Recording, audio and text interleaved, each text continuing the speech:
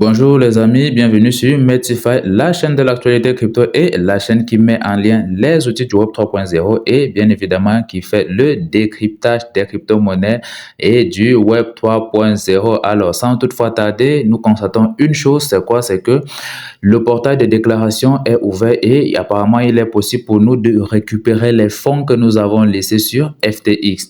Et si vous aviez des fonds bloqués sur l'exchange de FTX au moment de sa faillite, vous pouvez peut-être récupérer votre argent. En fait, les réclamations viennent d'ouvrir ce 11 juillet 2023. Donc, vous pouvez ainsi consulter le solde de votre compte FTX au 11 novembre 2022, ainsi que l'historique de vos transactions, mais aussi vos profits, pertes, etc., etc. Et moi, je pense que en termes de pertes, il est possible que ça ait lessivé votre compte en fonction de ce qui se trouvait dans votre compte au moment de la faillite. Disons que FTX a juste drainé la liquidité sur les marchés durant la période du bear market.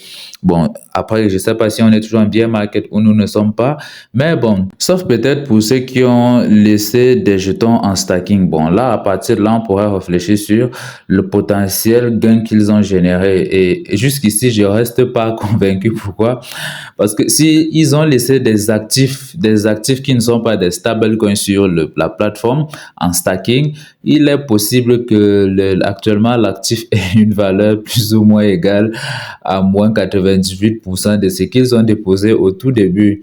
Et puis encore, si c'est un narratif qui n'était pas inscrit dans la catégorie des narratifs les plus intéressants à l'heure actuelle. Donc, la procédure à suivre donc pour pouvoir faire votre retrait sur la plateforme FTX, je pense qu'elle est nombreuse ou alors elles sont nombreuses.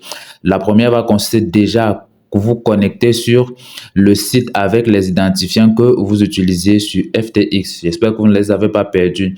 Une chose à faire quand vous faites dans tout ce qui fait l'environnement du Web 3.0, vous devez toujours avoir au moins 2 à 3 cahiers dans lesquels vous notez tous les sites et les mots de passe que vous utilisez sur ces sites-là pour vous connecter. Donc, c'est ça la première étape. La deuxième étape va consister pour vous à vérifier votre adresse mail, ensuite vérifier votre identité ou alors votre KYC.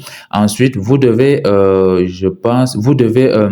vérifier la balance de votre compte, bien évidemment. Et enfin, vous devez confirmer ou non si le montant correspond à ce que vous aviez sur votre compte FTX au moment de la faillite. C'est pas tout, c'est pas tout. À la fin de tout ceci, vous allez être redirigé vers la plateforme Code Restructuring Administration pour confirmer que votre balance correspond au montant que vous aviez au moment de la faillite de FTX, notamment, je pense que c'était à partir du 11 novembre 2022. Et si ce n'est pas le cas, vous avez donc la possibilité de déposer une réclamation.